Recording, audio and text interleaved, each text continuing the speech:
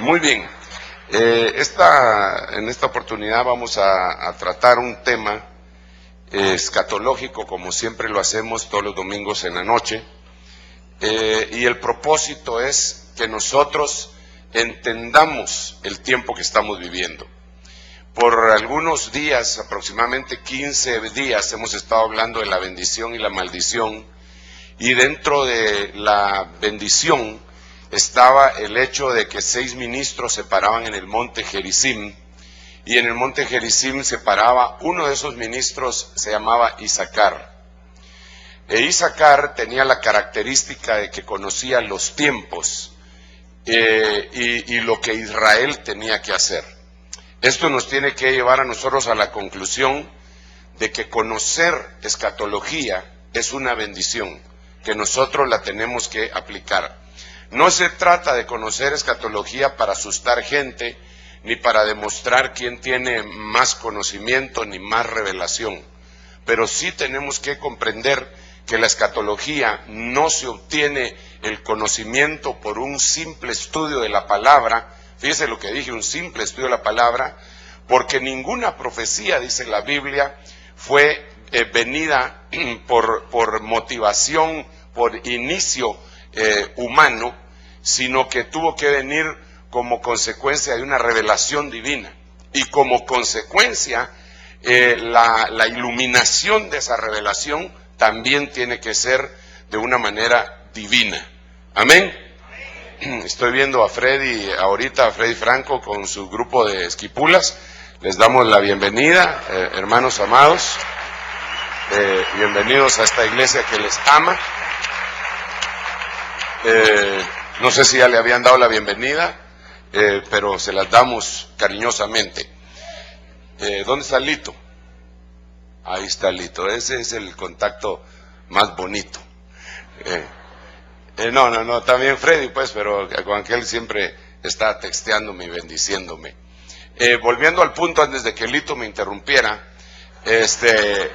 quiero contarles que debe de haber una bendición entonces en el hecho de conocer escatología. Digo esto porque en el pasado reciente, porque ahora ha cambiado mucho esa situación, en el pasado reciente mucha gente empezó a hablar mal de la escatología. Y decían, no, esos son futuristas, ¿para qué quiere uno saber de las cosas que van a venir? Ahorita lo que necesitamos saber, en este momento, no que el anticristo ni que nada, y menospreciaban el mensaje escatológico. Pero los eventos fueron tan impresionantes, hermano, han sido tan impresionantes los eventos, que está indetenible. Yo no sé si usted se dio cuenta que ayer hubo otro terremoto en las Islas Salomón de 7.1 grados, hermano. O sea, empezaron los dolores de parto, y yo no creo que se vayan a detener esos dolores. Esto se va a venir increciendo, va a venir involucionando, incrementándose, y nosotros tenemos que saber qué papel juega la iglesia en este tiempo final.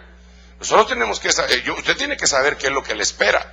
Si usted está esperando la tribulación, entonces prepárese, hermano, porque la cosa va a estar gruesa, ¿verdad? Si usted está esperando un arrebatamiento, entonces prepárese también, porque también la cosa va a estar gruesa. No vaya a creer usted que cualquier persona va a ser levantada en el arrebatamiento. Ya aceptó a Cristo y se van todos los que aceptaron a Cristo. No, eso no es así. Tiene que llegar cierta estatura, porque el arrebatamiento es un galardón. La que es arrebatada es la novia, juntamente con los camellos que tienen que regresar a hacer una tarea aquí en la tierra, que son los ministros. No todo tipo de ministros, porque los bueyes no son arrebatados los camellos, ¿verdad? Porque el buey tiene que evolucionar para convertirse en un camello o en un querubín. Por eso es que el libro de Ezequiel, en esos seres vivientes, llega un momentito en que tiene una cara de buey, y ya en 16 capítulos más adelante le quitaron la cara de buey y tiene cara de querubín. Quiere decir que el ministro evolucionó y fue transformado.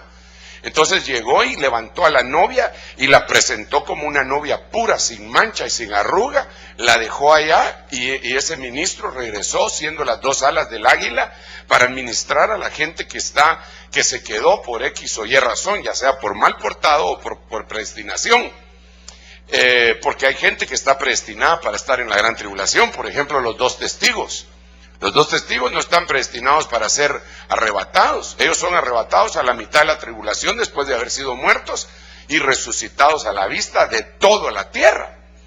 Entonces, nosotros tenemos que saber a qué grupo pertenecemos. No, aquí no se trata solamente de motivar a alguien para decirle, usted es de los que se va, sino que hay que plantear un abanico de posibilidades bíblicas para que la gente misma sea la que diga, yo encajo en este perfil.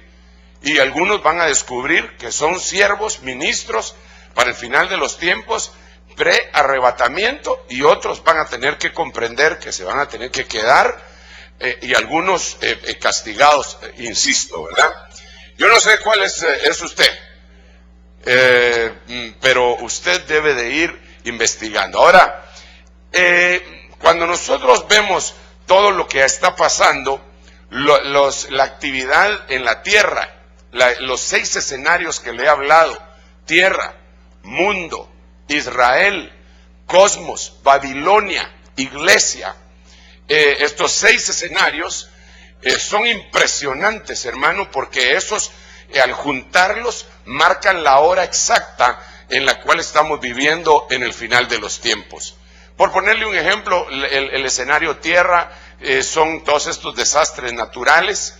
El escenario mundo sistema son las cuestiones que estamos viendo, la globalización de todo, de la religión, la globalización de los ejércitos, la globalización de todo, que eso es el espíritu del anticristo el que lo está haciendo para formar el nuevo orden mundial.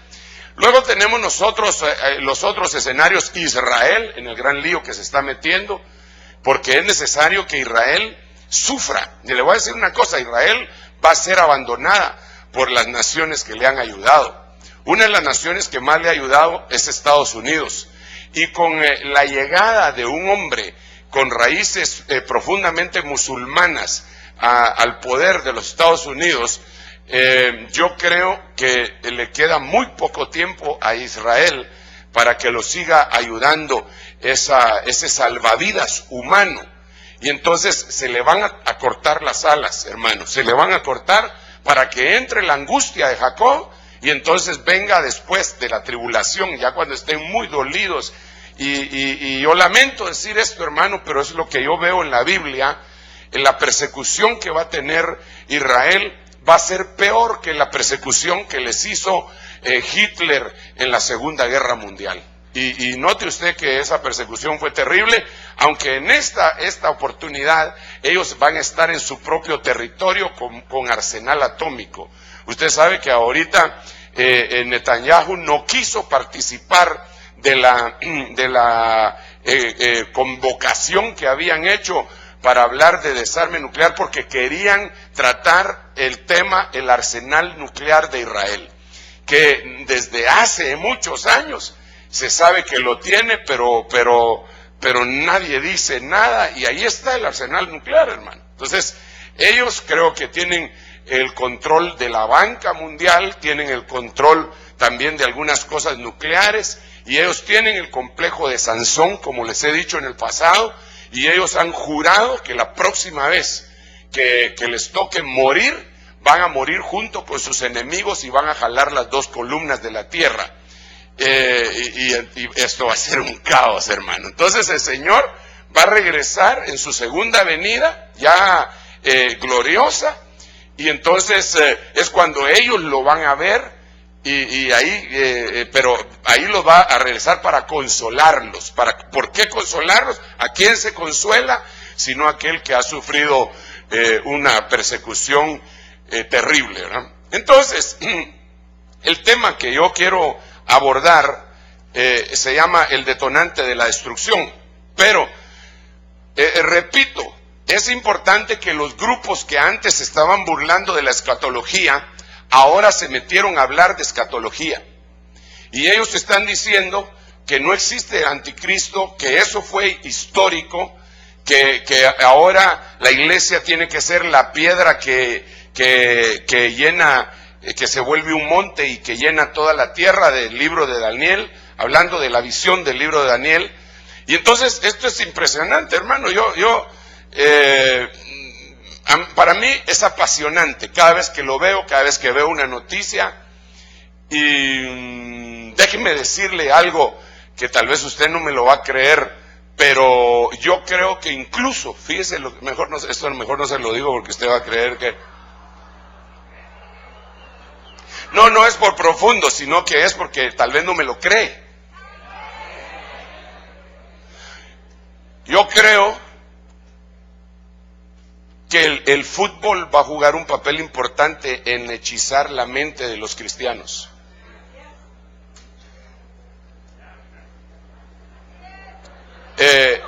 No, de veras, hermano. Ya ve, por eso no se lo quería decir, mire pues.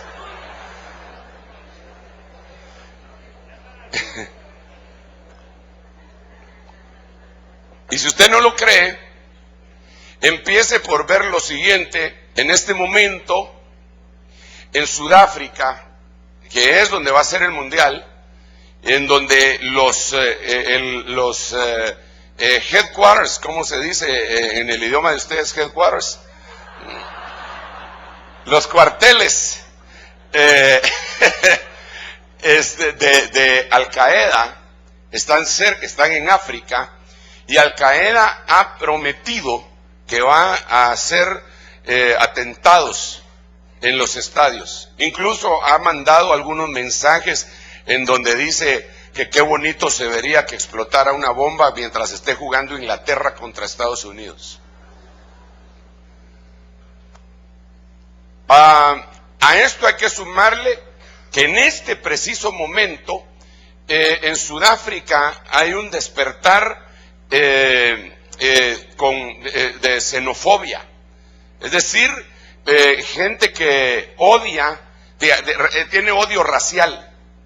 Digamos, ahora, hace unos días, mataron a un líder blanco, extremista blanco, que no le había querido pagar su sueldo a uno de la raza negra, entonces lo balearon, y eso se convirtió en un pandemonium. Y ahora, en medio de que viene ya en pocos meses, en 2-3 meses, el mundial, ahí, y la amenaza de Al Qaeda, ahora hay una explosión xenofóbica. Entonces, eso tiene que ver también, porque atrae multitudes, hermano. Mire, yo ayer salí a comer como hasta las 4 de la tarde, y la capital de Guatemala estaba, ojalá, renuncio a ojalá, primero Dios, y siempre se hubiera podido transitar así, porque las calles estaban vacías, pero los parqueos de los restaurantes estaban súper requete contra llenos, porque la gente estaba ahí amontonado, hermano. Y yo no estoy en contra de que usted le vaya al Real, ni al Barça, ni al Inter, ni al Juve, ni al Manchester, ni al ni al Chelsea, ni a Pumas, ni a las Chivas, ni al FAS del Salvador, ni a los Cremas, ni a los Rojos. No, si usted quiere irle al Saprissa, pues ese ya será su problema, ¿verdad? Ni al Boca Juniors, ni al River. Pero yo le digo que estamos en un mundo en donde verdaderamente los medios de comunicación tan avanzados que hay están haciendo que la gente sea entretenida y hechizada en un momento tan crucial como el que estamos viviendo, hermanos. Y creo que nosotros deberíamos de estar atentos si verdaderamente pretendemos ser arrebatados. Y dentro de esas cosas, yo no sé si usted ha estado orando para huir. Dice la Biblia que oremos para ser tenidos por dignos de escapar de las cosas que vendrán.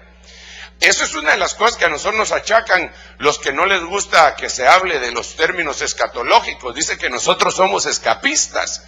Pero hermano, si quieren decirnos Houdini o cualquier tipo de escapismo, que lo digan, pero la Biblia dice que debemos de orar por eso. Amén.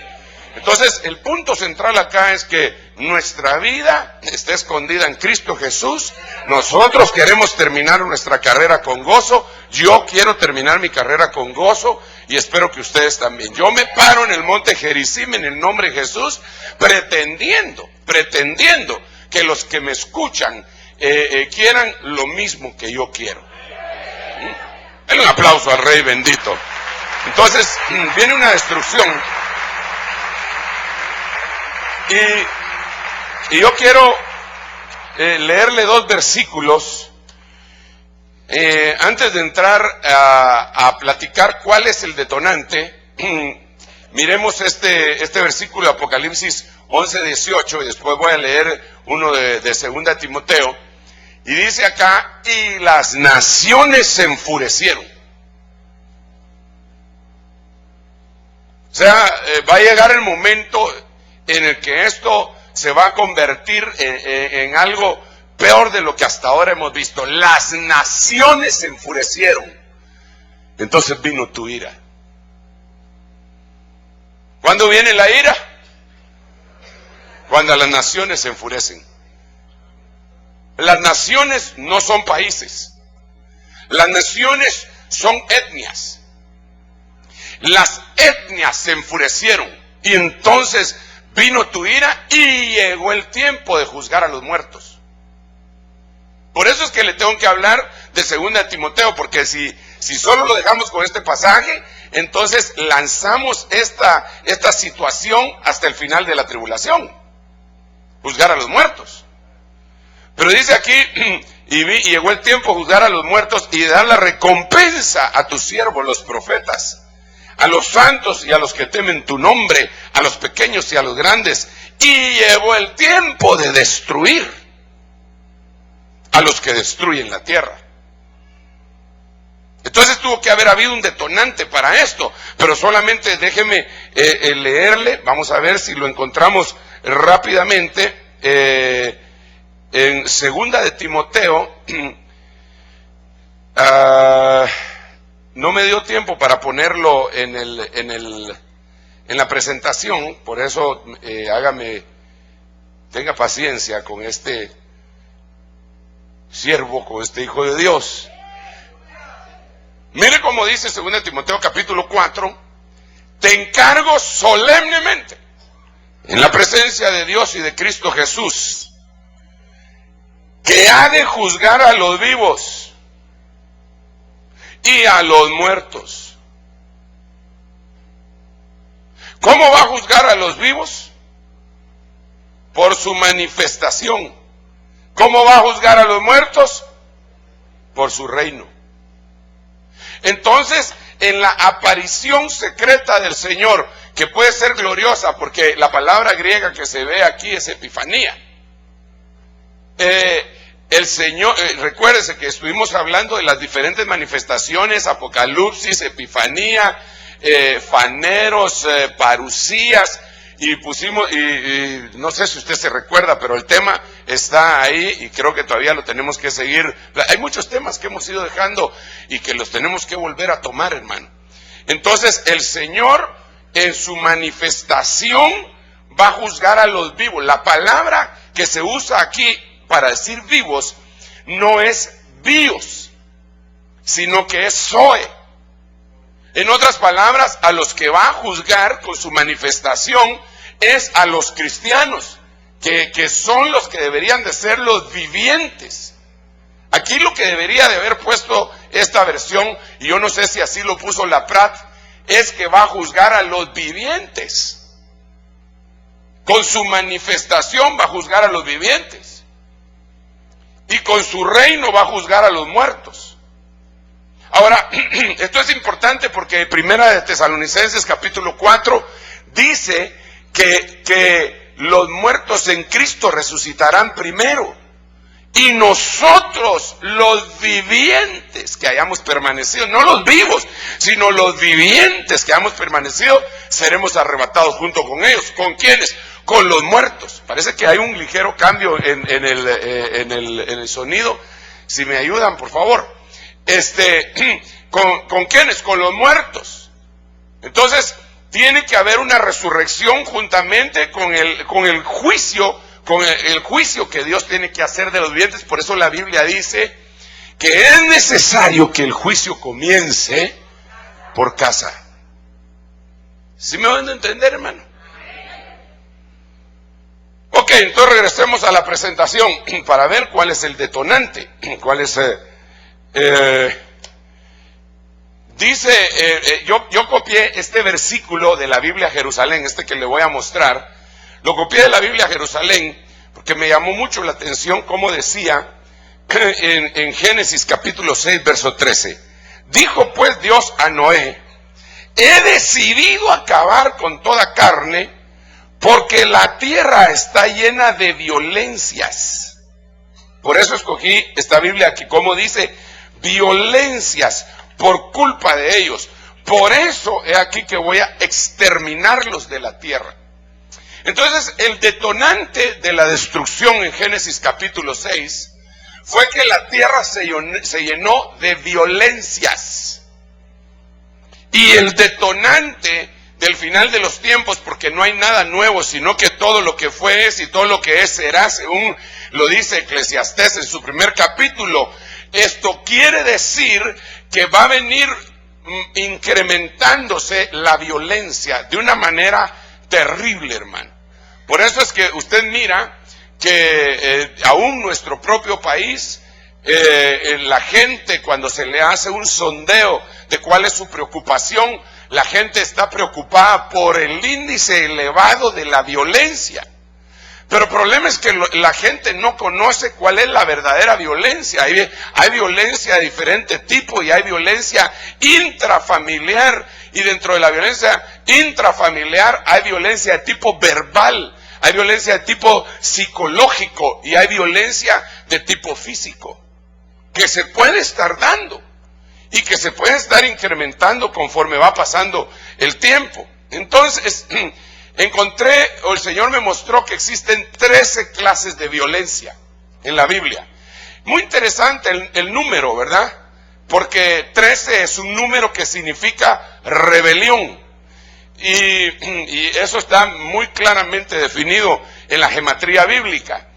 Y estas son 13 violencias.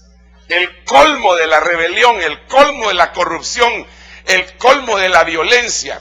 Y podemos ver que dentro de ellas está la violencia Ma'ashaka, está la violencia Nagas, Ana, Ashuk, Ashak, Oshek, Oshka. Todas estas son parientes de la 4 a la 7. Está la violencia Perek, está la violencia Coach, que también en algunos momentos se traduce fuerza. Está la violencia Maharatza, la violencia Aben, Dak, Chamak. Esas son 13 violencias que la Biblia en el Antiguo Testamento las describe. Y cuando nosotros las empezamos a analizar en nuestra vida, en la iglesia, en nuestro país, en todo, nos damos cuenta que el mundo ya está lleno de violencia y que llegó la hora de destruir a los que destruyen la tierra. O sea, esto no se va a parar. Claro que esto va a ser tema de campañas políticas, aquí y en otros países, pero esto no se va a parar, esto no se va a parar jamás, porque es el tiempo en el que empezaron los dolores de parto para que la iglesia, la mujer de Apocalipsis 12, dé a luz a un hijo varón que ha de regir al mundo entero con vara de hierro, y es el que va a ser arrebatado para Dios y su trono. Y ese hijo varón aparece ahí con el nombre de Tecnón, y ese hijo varón no es Jesucristo, porque Jesucristo le dice Juan siempre: huíos. Ese hijo varón son los más que vencedores, los que vencieron en cada una de las facetas de las 7 iglesias de Apocalipsis, y los que vencen no solo en una faceta, sino que en las 7 serán considerados más que vencedores. La meta nuestra, hermano amado, es llegar precisamente a eso, a ser más que vencedores. No, para eso no podemos estarnos justificando. Tenemos que controlar cuáles son nuestras faltas, cuáles son nuestras fallas, cuál es el problema de carácter que tenemos. Porque Dios quiere hacer una obra preciosa en nuestro interior y ciertamente la va a hacer, porque Él prometió que el que empezó esta buena obra ciertamente la terminará. Pero yo quiero que la termine en mí antes que venga el día de Jehová grande y terrible, y anhelo que usted anhele esto también. Denle un aplauso bien fuerte al Rey.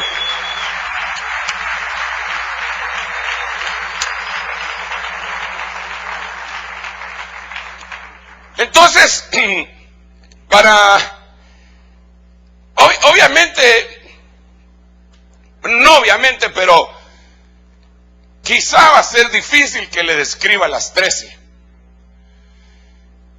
Pero tengo la leve sospecha de que quizá no nos dé tiempo, a menos que el Espíritu Santo nos diera la gracia a todos para poderlo ver de un solo pasón. Pero miremoslo hasta donde Dios nos ayude, contando con el tiempo también, ¿verdad? Yo le puse el número para que usted, si lo quiere estudiar, le sea más fácil, porque es más fácil ponerle el numerito y ya le sale la palabra Mahashaka. Esta palabra, además de violencia, como está descrita acá, quiere decir opresión.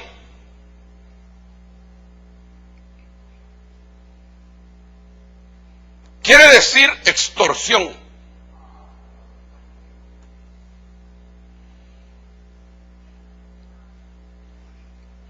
Qué tremendo, ¿verdad? Porque fíjese que si lo vemos desde este ángulo de la última palabra que le acabo de mencionar, ahí no se está haciendo ninguna violencia.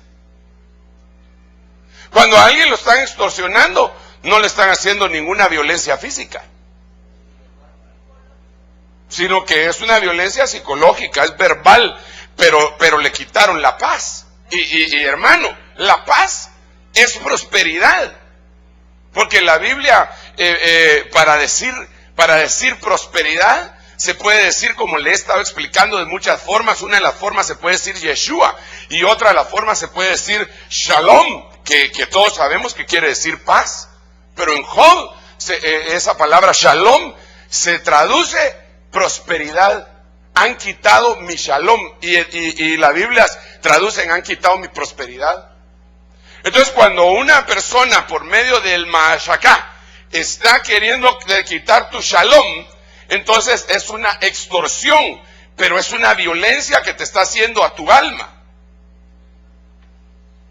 Es una pelea que vas a tener que librar, que no tú, todos la vamos a tener que librar, porque hay opresiones de diferentes calibres.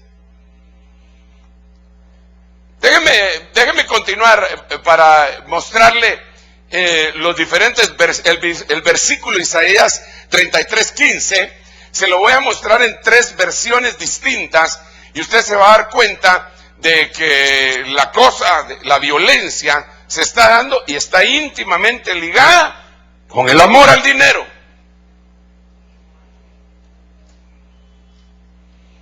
Mira este verso en la Biblia antigua: el que aborrece la ganancia de violencias. Ahí es donde se usa la palabra Mahashaka. Miren la Biblia NBE: el que aborrece el lucro de la opresión.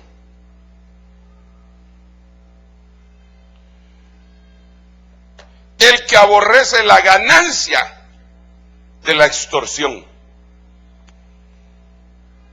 Ahora, cuando yo veo esta palabra, violencia, opresión, extorsión, pero sobre todo esta última, me recuerdo de un versículo en donde Dios le está hablando a los ministros y les dice claramente que dejen de estar extorsionando a su pueblo.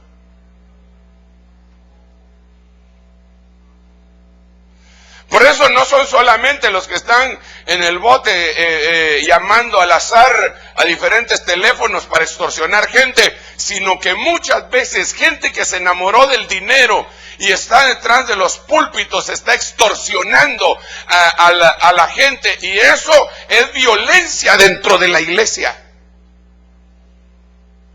A tal punto que los obligan por medio de pactos a hacer votos con el Señor, a veces de que dejen entero el sueldo. Oía uno extorsionando, diciendo en un canal de televisión, diciendo: del tamaño de tu deuda, así debe de ser tu semilla. Jamás dice la Biblia eso. La Biblia dice que cada quien dé como propuso en su corazón, que debe dar con alegría. Y también dice la Biblia que se da de lo que uno tiene, no de lo que no se tiene.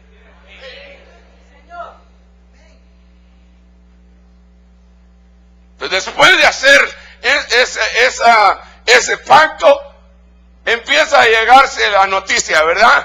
Recuérdese que le hizo este pacto al Señor y usted le falló al Señor, y es mejor que uno no haga votos o hacer votos a la ligera, porque entonces por aquí, y eso es una extorsión que le está quitando la shalom, la prosperidad a la gente. Entonces los que hacen violencia no solamente son los delincuentes comunes, sino que los delincuentes mercaderes que se paran a veces detrás de un púlpito.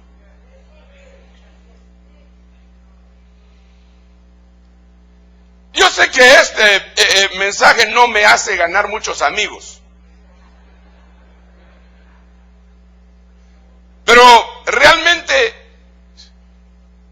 si yo fuera siervo de los hombres, dejaría ser siervo de Dios. Y yo quiero ser esclavo de Dios por amor.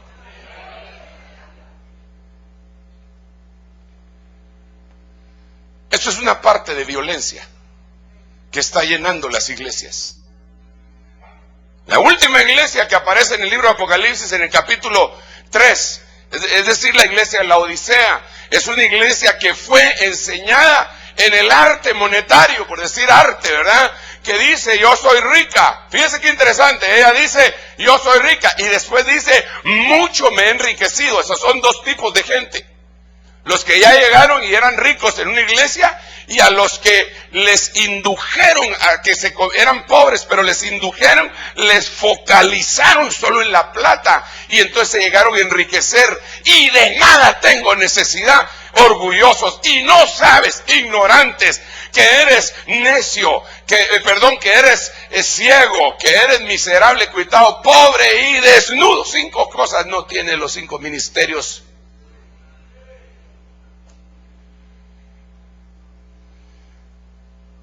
Ahí es en donde estamos navegando en el río del faraón moderno, que quiere tragarse a este niño tecnón, que debe de ser llevado, levantado por Dios para que regir con vara de hierro. Pero yo le digo a usted, en el nombre de Jesús, proféticamente, que todo aquel que se entregue voluntariamente al Señor en espíritu, alma y cuerpo, para que sea encontrado irreprensible en esas 3 facetas de su ser integral, Dios lo levantará y se cumplirá en él lo que está escrito en el Salmo 91: por cuanto en mí ha puesto su amor, y yo también lo libraré; por cuanto ha conocido mi nombre, y yo me lo llevaré, lo levantaré, lo exaltaré. Y eso es lo que nos corresponde en este momento a nosotros. Necesitamos, estimados hermanos, amados hermanos, transitar hacia el final.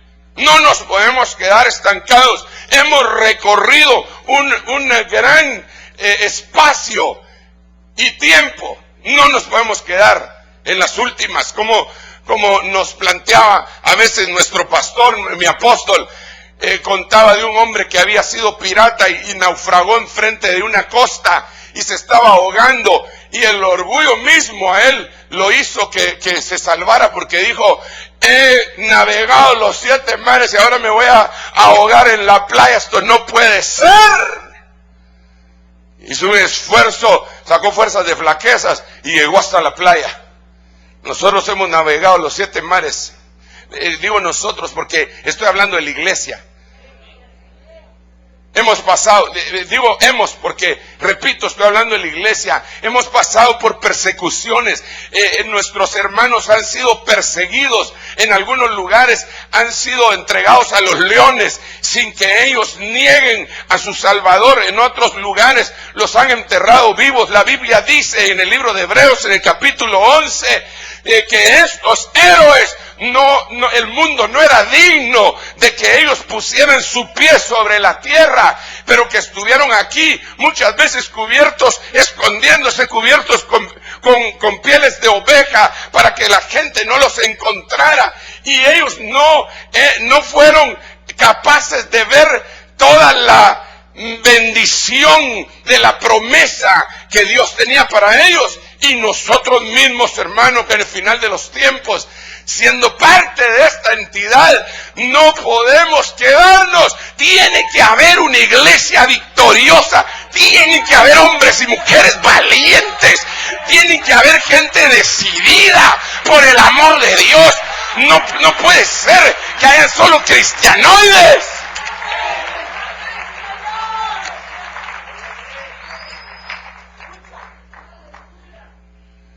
Tenemos que tener la misma convicción que tuvo nuestro Salvador, que llegó hasta la muerte. Nosotros a veces decimos: Dios me bendice, porque nos aumentaron el sueldo, Dios me bendice porque nos dieron una ofrenda, Dios me bendice porque nos dieron un descuento. Pero el Señor, dando gracias, sabiendo que su hora había llegado, tomó el pan y lo partió, dando gracias, como diciendo, gracias por esta bendición que me das, de morir por los que tú quieres salvar. Creo con todo mi corazón que nosotros debemos de tener ese mismo sentir que tuvo Cristo Jesús. Como dice la Biblia, ¿verdad? Que siendo en forma de Dios, no tuvo como cosa que aferrarse a ser igual a Dios, sino que se despojó a sí mismo y tomó forma de hombre. Y murió, y no muerte cualquiera, sino que muerte de cruz. Y usted sabe que Gálatas decía que era maldito el que moría en una cruz, para que nosotros fuéramos bendecidos. Creo que Él tiene derecho a decirnos: si yo morí por ti, tú tienes que morir por mí. Si yo llegué al altar primero, como el novio, ¿verdad?, que llega al altar, quiere decir que murió antes a sus pasiones, y entonces ahora le dice a la novia: ahora ven tú, pero ven al altar, no solamente que para que se mire qué bonita y que viene vestida de blanco y radiante y todo lo que dicen las canciones. No, Señor, ven aquí al altar porque tienes que morir a tu vida de soltera, y yo ya morí también. ¿Cuántos quieren morir? Para vivir para Él constantemente, para siempre. Fuera la violencia, machacá. No es parte de nuestra naturaleza. No queremos la opresión. Por eso no debe de haber iglesias en donde se oprime a la gente. No es correcto. Por eso el apóstol Pedro decía que nosotros debíamos de pastorear, no por lucro, pero tampoco como enseñoreándonos de las ovejas. Eso quiere decir, de alguna manera, oprimirlas. Nosotros no fuimos puestos para eso. Nosotros fuimos puestos para bendecir, para bendecir, para bendecir, para bendecir. Y bendiciendo vamos a ser bendecidos, porque esa es la fórmula secreta que le dieron a Abraham. Abraham, bendiciendo, te bendeciré. ¿Cuántos quieren ser bendecidos? Entonces bendice al hermano que tienes a la par. Dile: te bendigo en el nombre de Jesús, te bendigo en el nombre de Jesús, bendigo tu vida, bendigo tu vida. Le pido a Dios que te sacie de bien y de misericordia, que renueve tus fuerzas, que seas capaz de levantar alas de águila, que se te renueve tu juventud como la del águila. Te bendigo con el Salmo 103, dile, bendícelo en el nombre de Jesús. Esa misma bendición vendrá sobre tu vida. Dale un aplauso al Rey bendito.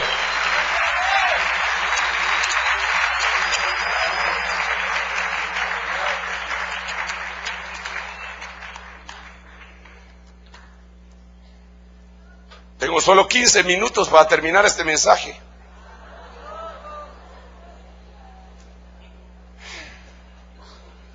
Y me hace falta hablarle de 12 violencias.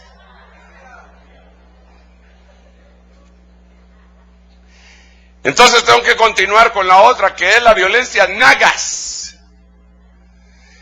que es la 50-65. Esta violencia es bien peculiar. Y no quise sacar exactamente el significado. Una persona me dijo en alguna oportunidad, mira, me dijo, vos no hablas hebreo ni griego, ni yo tampoco. Nosotros lo que tenemos son diccionarios. Amén, le dije yo, pero lo que sí tengo son un montón de eruditos que han quemado en las pestañas por mucho tiempo para conocer los idiomas y han hecho traducciones. Y con esas traducciones me hago los quites, le dije yo. Entonces, Daniel capítulo 11, versículo 20. Fíjese este tipo de violencia. Y se levantará en su lugar uno que hará pasar un cobrador de impuestos por la gloria del reino, pero en pocos días será quebrantado, aunque no en ira ni en batalla.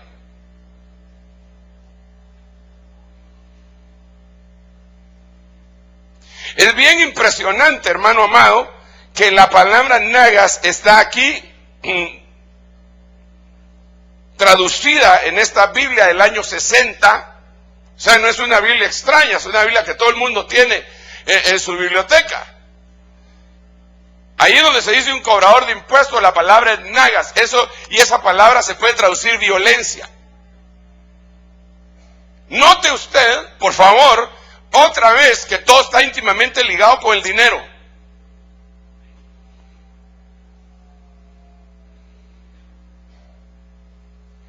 Y note usted que hay un como despertar a nivel mundial. Antes se daba en algunos países, pero ahora se da a nivel generalizado.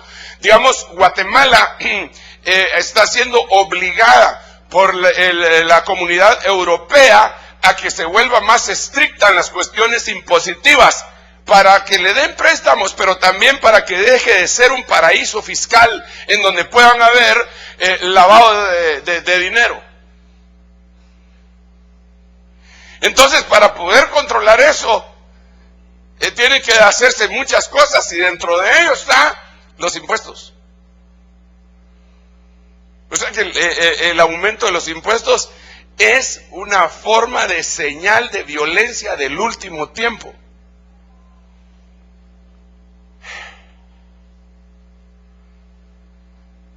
Y que uno no se puede hacer los quites. No se los puede hacer, hermano. Le tengo esa mala noticia. Voy a seguir. ¿Puedo? Isaías capítulo 3, todavía estoy con la misma palabra, nagas. La Biblia de las Américas dice, y el pueblo, Isaías 3:5, será oprimido el uno por el otro, y cada cual por su prójimo. El joven se alzará contra el anciano, y el indigno contra el honorable. Tremendo, ¿verdad? Y en la palabra nagas otra vez vuelve la violencia por opresión.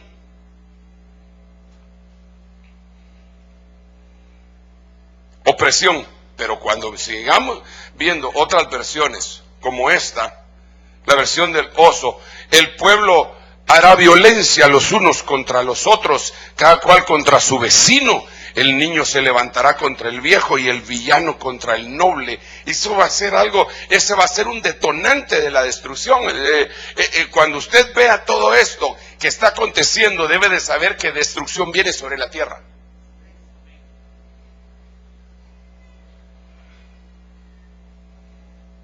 Ahora mi pregunta es,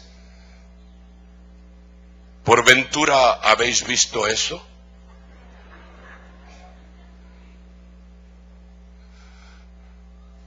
Eso se está dando. Yo creo que nosotros estamos viviendo momentos extras en la tierra, hermano, antes de que venga todo ese periodo de destrucción. Bueno, y yo creo que ya estamos viendo la destrucción. Imagínese usted todo lo que estamos viendo, el deshielo, la contaminación de todos nuestros recursos, de todos nuestros recursos renovables y no renovables, hermano.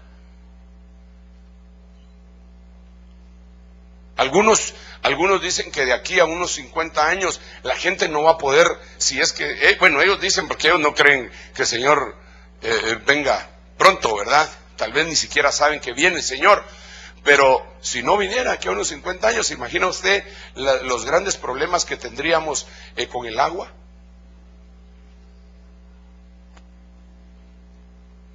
¿Se imagina usted que se dice que petróleo no hay sino hasta para el año 2020, ¿es verdad? 20. ¿Y estamos en el 10? O sea, para 10 años.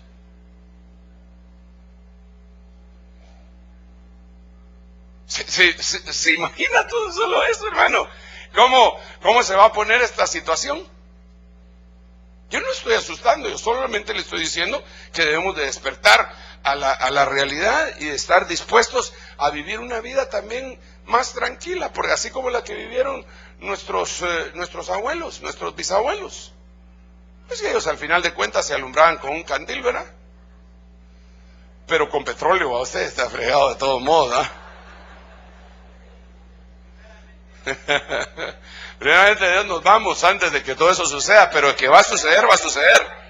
De que va a suceder esto, hermano, no hay marcha atrás. Ay, Dios mío, ayúdanos, por favor.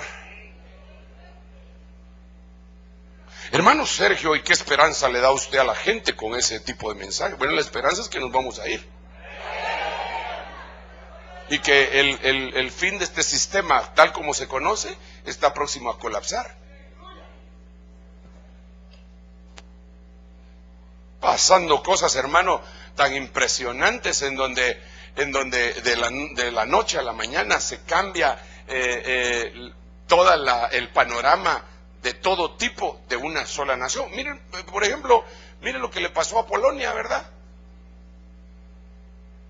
Que van en un avión como 200 personas y todas son del gobierno, las más altas personalidades del gobierno, diputados, generales del ejército, el presidente, todos en el mismo avión, y se desploma el avión y Shkamik se quedó descabezada Polonia.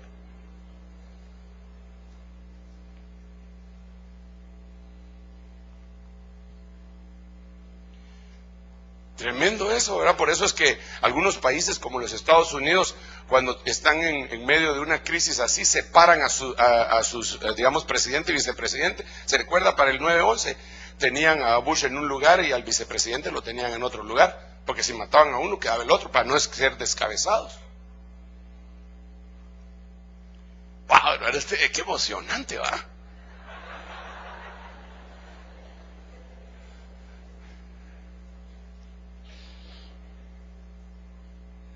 Miremos otro, el mismo Isaías 3:5, no estoy cambiando de verso y tengo solamente 6 minutos para finalizar. El pueblo se vejará, hombre a hombre, vecino a vecino, el joven afrentará al anciano, el villano al noble. Afrenta, fíjense que toda esta palabra es la misma palabra, nagas, esta acá, dejará, violencia, opresión. Pero voy a continuar. Esta es la Biblia, desafortunadamente, que le pusieron aquí los testigos de Jehová, pero realmente es una versión Rotterdam que los testigos de Jehová le compraron los derechos y después le modificaron algunas cosas, pero en su origen sí era buena. Por eso es que la puse aquí, pero nadie va a creer que estamos moviendo el timón hacia ningún lado, porque vamos en la calzada esa preciosa que se llama de la santidad, ¿verdad? En donde no cruzamos a ningún lado. Pero mire cómo dice, y la gente realmente se tiranizará. uno a otro. Y la palabra que se utiliza aquí de tiranizará es la palabra nagas, que quiere decir violencia. Entonces, cuando hay una persona que está tiranizando a otra, le está haciendo violencia.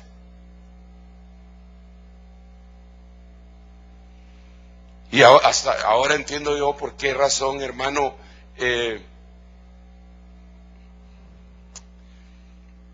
a mí me choca tener un espíritu de control. Y no lo tengo, gracias a Dios. Solo de control de mí mismo si quiero, ¿verdad? Pero a lo que me refiero de andar controlando a la gente. Mi tarea es predicar y predicar y predicar y enseñar y decir y corregir, pero andar controlando. Imagínense cómo haría yo para controlar solo a este grupo que está aquí, hermano. ¿Cómo hago yo para controlar eso? A veces sí es muy notorio, ¿verdad? Que, miro, el fulano no lo vi en el culto. Ah, eso ya son otros 20 pesos, pero ya tostarán Noemí.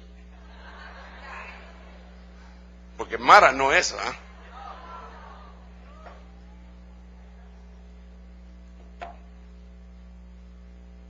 Pero sí hay, incluso vuelvo otra vez a la carga, porque recuérdese que hay 6 escenarios y entre los escenarios está la iglesia.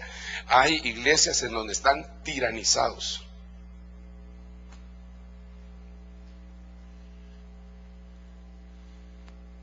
Hacen pactos secretos.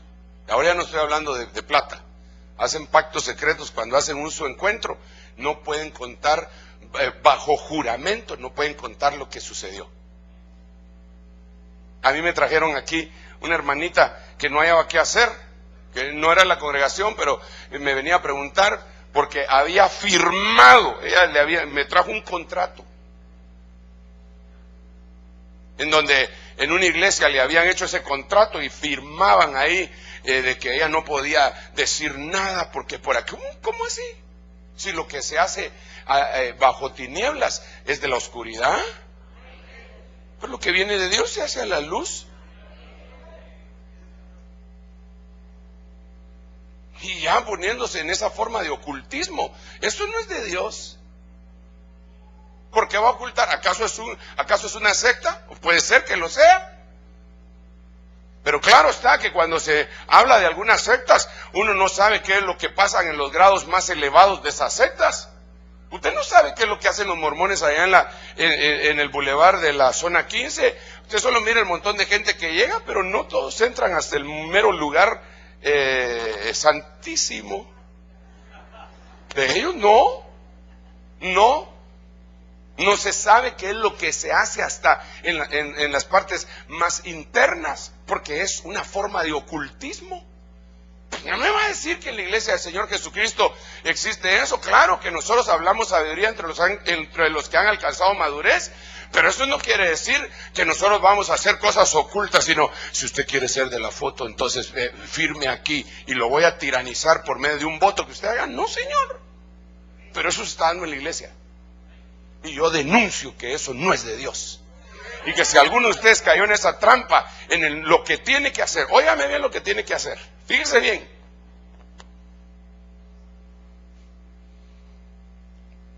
Me da pena decir esto.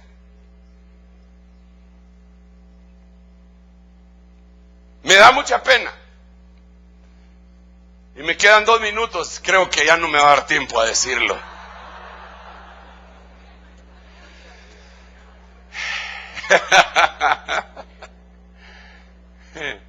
Déjeme contarle. Yo creo que este testimonio se lo he contado en algunas oportunidades, pero porque me da mucha pena decirlo directamente, porque quizá no me he liberado de ese prejuicio mi propia mente. La cuestión está que yo no quiero que nadie vaya a pensar que yo le estoy tirando la red para que se venga aquí conmigo.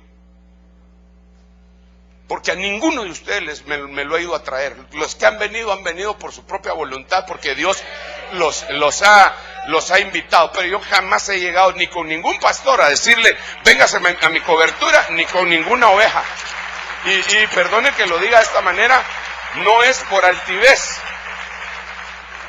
Quizá es mi gloria como Pablo tenía su propia gloria, ¿verdad? Que él no recibía las ofrendas para exponer a todos los que andaban detrás del dinero. Yo tengo, creo yo, mi propia gloria, pero entonces déjeme contarle esto. Mire pues, conocí de un hombre que cada vez que alguien se le iba de su iglesia, los maldecía. Y generalmente les pegaba cáncer a la gente que se iba.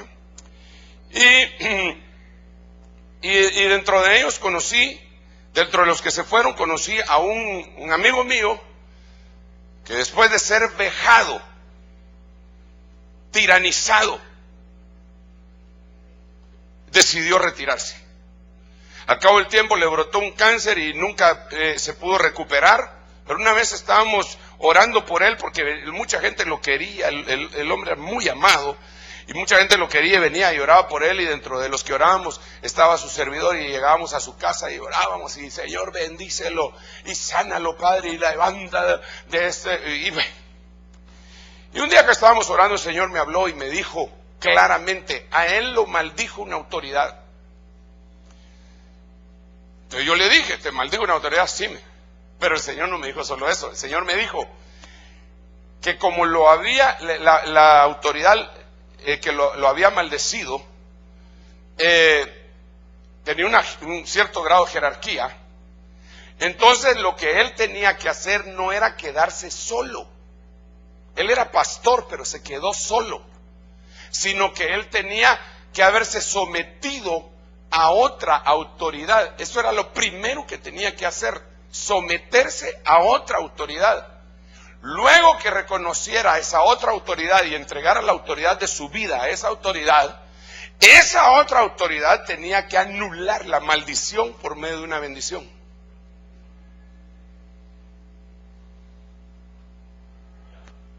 No sé si me di a entender, pero si a usted alguien lo tiranizó, usted lo que debería de hacer es, para romper ese pacto con el cual lo han tenido tiranizado, lo que tendría que hacer es conseguir una cobertura de una jerarquía que sea capaz de anular el contrato, el pacto que usted hizo en ignorancia, y quedar en libertad. Esa persona, tengo que hacer esta aclaración, puede ser su servidor, pero puede ser cualquier otro ministro, que hay cientos de ministros que no han doblado sus rodillas ante Baal. Entonces ahí me dice el zafe, va, porque no le estoy echando la red para que se venga. Que Dios le muestre quién. Pero no puede usted vivir tiranizado. Me fue el tiempo, ya llevo menos 3 minutos. Que el Padre me ayude, que el Hijo bendito me ayude, el Espíritu Santo me ayude, hermano, porque estos son temas que debemos de profundizar. Miremos otra versión. Isaías 3:5, nueva versión internacional. En algunos pasajes es recomendable esta versión y en otros no. Cuando se habla de la divinidad de Cristo hay que tener mucho cuidado con la Biblia anterior y con esta también. Unos a otros se maltratarán. Nagas, palabra nagas, aquí es maltratar. Hombre contra hombre, vecino contra vecino, joven contra anciano, plebeyo contra noble. Entonces viene el tiempo, hermano, en donde el trato que no solamente es un trato verbal, sino de otro tipo, se va a popularizar en toda la tierra. Y vamos a ver,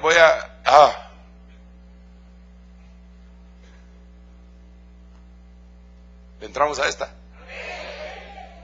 Esta es bien gruesa, hermano. ¿O la dejamos para el próximo domingo? A todas.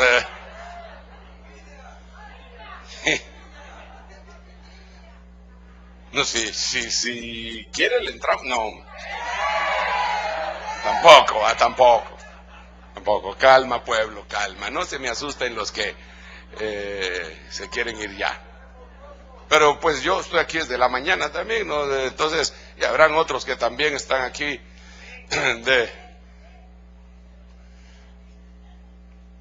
Este es un tipo de violencia que quiere decir humillar.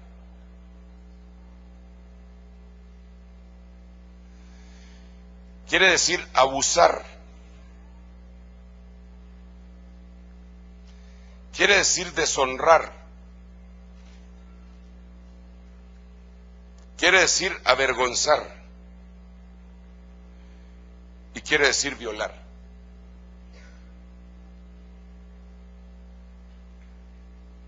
Cuando se habla de esta palabra violar, no solamente, ojo con esto, cuando se habla de la palabra violar, por favor, no estoy hablando específicamente, aunque sí la Biblia en el contexto lo pone de esa forma, en el término físico, sino que violar se puede violar desde el punto de vista almático. El alma de una persona puede ser violada.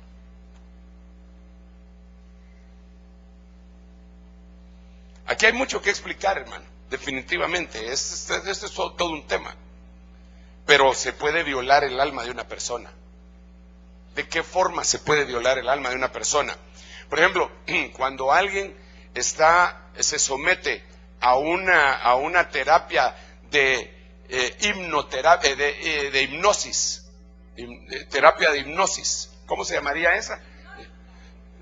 Pero así se llama. Hipnótica, terapia hipnótica. ¿Dónde está Willy? ¿Cómo se llama? Terapia hipnótica se llama.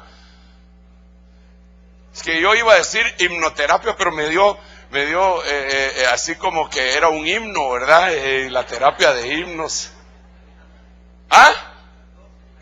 Las dos también. Ok.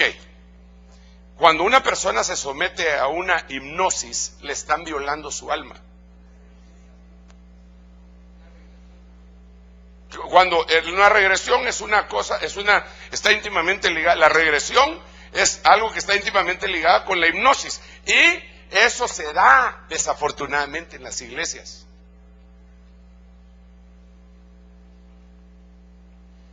Hay que establecer un límite en la administración, hermano. La administración, mi pastor acostumbraba a decir, no se trata de andar cangrejeando. Y él se refería, ¿alguno de ustedes cangrejeó alguna vez? ¿Quién cangrejeó? ¿Qué era eso de cangrejear? ¿Ah? Uno metía las manos bajo las piedras para agarrar a los cangrejos. Sinceramente, hermano, si vos lo hiciste, tenés tu valor. Yo jamás me hubiera atrevido a hacer eso, que me hubiera salido un cantil, un alacrán. Bueno, debajo del agua habrán.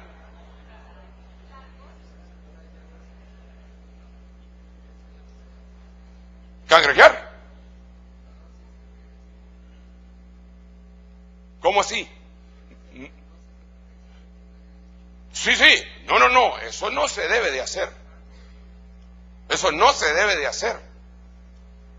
Mire, por ejemplo, mire, hermanos amados, tenemos que ser muy cuidadosos, incluso cuando ministramos. Miren, a nosotros Dios no nos mandó a hacer show en las iglesias. A nosotros nos mandó, Señor, a predicar y punto. El que lo reciba, y el que no, que mire qué hace. El éxito de mi mensaje no depende de cuánta gente se pone a llorar, ni siquiera de cuánta gente pasa adelante. El éxito de mi mensaje depende de cuánto yo obedecí, de lo que estoy diciendo, a lo que yo oí que tenía que decir.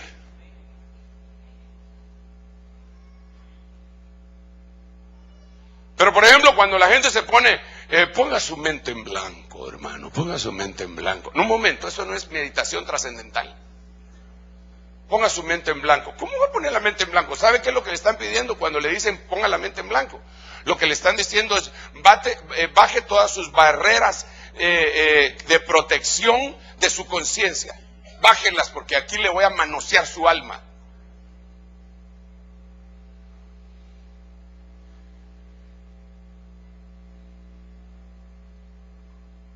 Hermano, con mucha pena tengo que decirle que esos métodos psicológicos son los que se utilizan, los que mucha gente ha estado utilizando en los famosos encuentros.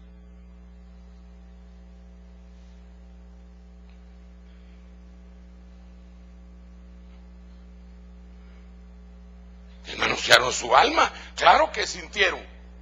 Ay, pero si sentí, si lloré, claro.